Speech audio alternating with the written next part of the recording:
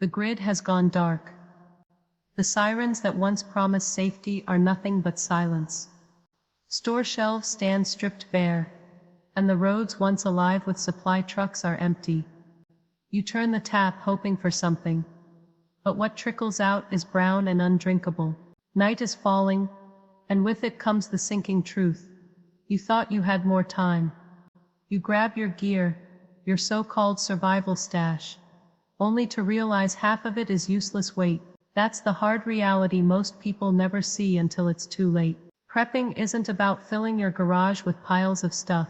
It's not about who has the biggest bug-out bag or the most gadgets. When everything collapses, 90% of what people hoard becomes dead weight. Survival doesn't come down to how much you've stored. It comes down to whether you chose the right things. And the truth is, there are only 7 items that stand between life and death. Not 70, not even 17, just 7. And here's the kicker. Number 6 on this list is the one almost everybody forgets until it's far too late.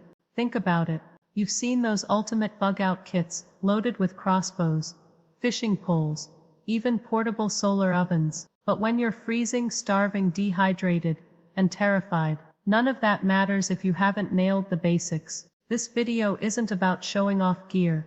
It's about cutting through the noise, stripping away the fantasy, and focusing on the only things that will actually keep you alive. So let's get real. You want to survive a blackout, a flood, a cyber attack or riot? Then stop worrying about collecting everything, and focus on what truly matters. And it all starts with the first, most critical survival item, a reliable source of clean water. Because here's the thing, your body doesn't care about your ammo count, your camping stove, or how many freeze-dried meals you've stacked under your bed. It only cares about water. Without food, most people can last 3 long, miserable weeks. But without water, you're lucky to last 3 days. 3. And in a grid-down collapse, those days vanish even faster. Dehydration doesn't just sneak up on you. It cripples you. Your brain fogs, your muscles give out, your judgment collapses, and before you realize it, so do you. Most people live with the illusion that water will always flow from the faucet. Twist the handle, and there it is. But that illusion depends on a fragile system. Electricity, chemical treatments, supply chains and crews working around the clock. Remove even one piece of that chain, and water turns dirty. Remove 2, and it disappears altogether. That's why if you don't have the ability to source, store and purify your own water, you're not prepared at all. Period. This is where survival begins. Filtration. You need a way to take raw, questionable water, pond water, river water, even puddles, and turn it into something safe to drink. Compact, rugged filters like the Sawyer Mini, the Life Straw, or the Katadyn have been tested in the field, and can process thousands of gallons. They're lightweight, easy to carry, and built for moments just like this. But even with these filters, your work isn't done. Filtration alone won't save you. Clean water isn't just about making it safe to drink. It's about making sure you have enough of it when you need it most. And that means storage. At home that could look like 55-gallon barrels, tucked in your garage, water bricks stacked like building blocks, or even smaller jugs lined with food-safe plastic. Every gallon you store isn't just water. It's time. Time you don't have to spend scavenging. Time you're not forced to fight over scraps. Time that lets you stay calm while others panic. And if you ever have to leave home, storage still matters. Collapsible canteens or hydration bladders can give you the volume you need without weighing you down. But here's the rule of survival. Always calculate at least 1 gallon per person, per day. That covers drinking, minimal cooking, and the bare basics of hygiene. In hot climates, or if you're caring for kids, you're going to need double that. But let's be real. No matter how much you store, eventually it runs out. And when it does, nature is your only refill station. Rainwater is the most renewable supply you'll ever have, but only if you're prepared to catch it. Sometimes that's as simple as stringing up a tarp, or funneling water into a garbage bag. Other times it's a full gutter-fed barrel system that refills itself every storm. Either way, what you collect is never safe on its own. Rain picks up toxins, bacteria and even parasites on the way down. which means everything you capture still has to be filtered, or better yet, filtered and purified. And that brings us to the next layer, purification. Because clear water can still kill you. Deadly contaminants don't float on the surface, or give off a strange smell. They slip past unnoticed until it's too late. That's why you need a backup method. When your filter isn't enough, boiling remains the gold standard. With nothing more than a fire and a metal cup, you can kill nearly anything lurking in your water. But fires aren't always practical. Maybe you're on the move. Maybe the weather won't cooperate.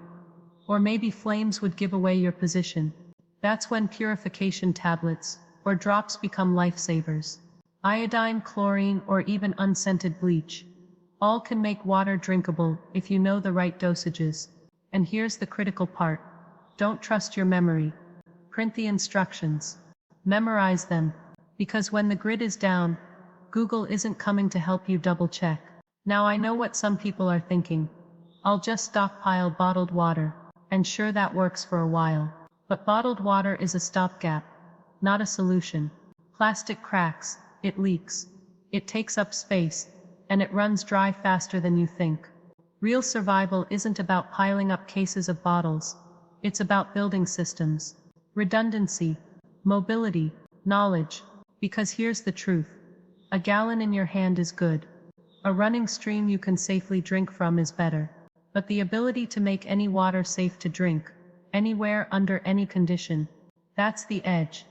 And it's the edge that separates survivors from statistics. When everyone else is lined up in parking lots with empty jugs, desperate for government handouts, you'll be calm, hydrated, thinking clearly, because you didn't gamble on hope, you planned. And now it's time to move to item number 2. The one thing that makes your water drinkable, your food edible, and your body warm when the cold sets in. Fire. Heat. Survival itself. For thousands of years, humans worshipped fire, because without it, we die fast. And when the grid fails, you'll understand why. Because the lights won't just go out, the heat will vanish. Your stove will go cold. Your water won't boil.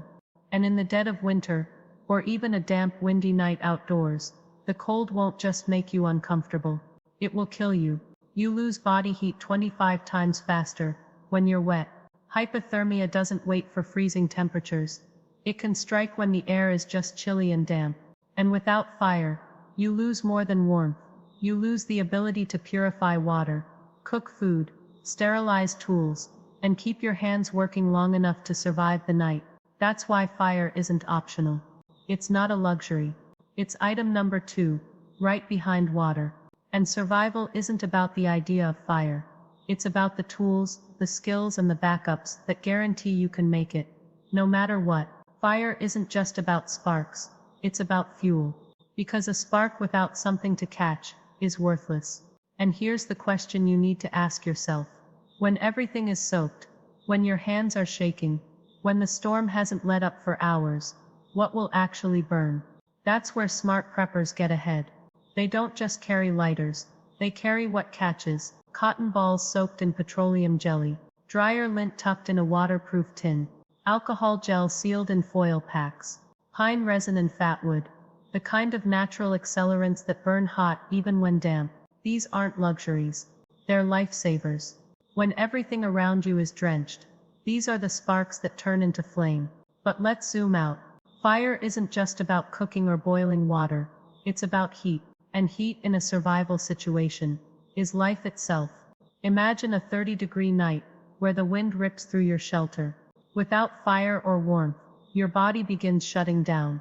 But with even the smallest stove, a compact alcohol burner, a twig stove, or a foldable camp unit, you can create a pocket of warmth, enough to sleep, enough to recover. Pair that with thermal blankets, insulated tarps, or even a makeshift tent inside a tent setup. And suddenly you're not just surviving, you're conserving the most precious resource of all, body heat. And don't underestimate what fire does for your mind. In collapse scenarios, fear and stress eat at you more than hunger. Fire becomes more than warmth.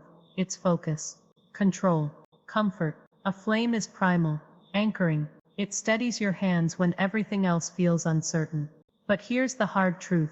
It's not about whether you can start a fire on a sunny afternoon during a YouTube tutorial. It's about whether you can do it when it actually matters. Cold soaked, exhausted, with the wind howling through the trees. That's where practice separates survivors from statistics. Practice now. Practice wet wood. Practice one-handed. Practice when you're tired. Muscle memory matters more than fancy gear. And when you master fire, you're ready for the next tool on the list. Item number 3. The tool that works when your hands can't. That builds, cuts, and protects. No, it's not some oversized Hollywood machete, or a foot-long Rambo knife. In the real world, survival isn't glamorous, it's gritty. And the blade that matters most isn't the biggest. It's the one that never leaves your side. Blades are utility, not fantasy. They cut rope. They shape wood. They open cans, prep food, strip bark, split kindling, build shelters. And in a pinch they defend. But above all, the most important feature of a survival blade is this: it's with you. Not buried in your garage. Not locked in a bug-out bag miles away. With you always. So what should you carry? Let's break it down. First, the folding pocket knife. Your everyday carry. It needs a strong locking mechanism. Easy one-handed open. And durable steel. Think of it as your constant companion.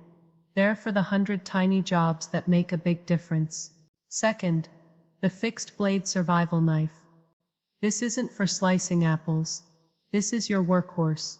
4 to 6 inches of full tang steel, strapped to your belt or your pack. Strong enough to split wood, skin game, or pry in an emergency. Reliable brands like Mora or Kabar deliver more than they cost. And if the sheath has a loop for fire steel, even better. And third, the multi-tool. The unsung hero of urban survival. A solid Leatherman, not a knockoff, gives you pliers, screwdrivers, saws, scissors, and more. It repairs bikes, fixes gear, pulls nails, opens locks, and makes field repairs when nothing else will. Not flashy, just effective. But here's where most people fail. They don't care for their blades. A dull knife is worse than no knife at all. It slips, it injures, it fails you. Always carry a way to sharpen. A pocket stone, compact sharpener, or even the ceramic rod from your kitchen knife set. Learn how to use it. Maintenance isn't optional, it's survival. And finally, train with your blade. Learn to cut safely. Learn to use it one-handed. Practice when your fingers are cold and shaking. Because a knife that cuts you more than it cuts wood or rope, that's not survival. That's a liability. And once you've mastered your blade, you're ready for what might be the hardest reality check of all. Because when disaster hits, the world doesn't just strip you of comfort, it strips you of health. Which brings us to item number 4. The one thing that turns a small cut or stomach bug into life or death. Medical. When the system crashes, it's not just your lights or your internet that vanish. It's your entire safety net. Ambulances stop showing up. Hospitals flood with desperate people, then lock their doors. Pharmacies are stripped bare in hours. And in that new reality, something as small as a cut, a twisted ankle, or a raging fever can spiral into a death sentence. That's why medical basics aren't optional. They're not accessories to survival. They are survival. But here's where most preppers blow it. They chase size instead of sense. You've seen those overstuffed first aid kits with 300 band-aids, tongue depressors, 17 types of gauze, and weird tools that look like they belong in an alien lab. Impressive? Maybe. Effective? Not when it counts. Real survival medicine comes down to 3 things. Stop blood loss. Fight infection. Manage pain. If your kit can't handle those 3, it doesn't matter how shiny it looks. You're already in trouble. Let's start with blood loss. Because in a collapse, trauma is inevitable. Slips, falls, accidents, violence. It doesn't take much for flesh to tear. In normal times, you'd head to the ER. But in a blackout world you've got minutes, not hours. And that's where a real tourniquet saves lives. Not a cheap knockoff with a flimsy plastic windlass. I'm talking about combat-proven gear. A CAT or a SHTF. The same ones used in war zones. These aren't nice to have. They're the difference between life and death. And here's the kicker. Owning one isn't enough. You need to practice. You need to be able to slap it on one-handed, in the dark, while shaking. Because that's exactly how it'll happen when it's real. Next. Infection. The silent killer that turns a scratch into a septic nightmare. Without proper tools, infection spreads fast, and once it does, your body loses the fight. The basics? Antiseptics, betadine, alcohol, hydrogen peroxide. They're cheap, compact, and easy to stock. But don't stop at cleaning. Wound coverage matters just as much. Real gauze, not flimsy little pads. Rolls of it. Durable medical tape that won't peel off in sweat or rain. And gloves always nitrile. Latex allergies don't just mean discomfort when the grit is gone. They can be deadly without an EpiPen. Gloves protect the injured, but they also protect you from whatever's in their blood. Now let's talk pain. Too many people think survival means toughing it out. Wrong. Pain cripples you. It destroys focus. It ruins your sleep. It makes even simple tasks, boiling water, building fire, feel impossible. Over-the-counter meds suddenly become mission critical. Ibuprofen reduces swelling. Acetaminophen lowers fever. Aspirin helps with circulation and pain.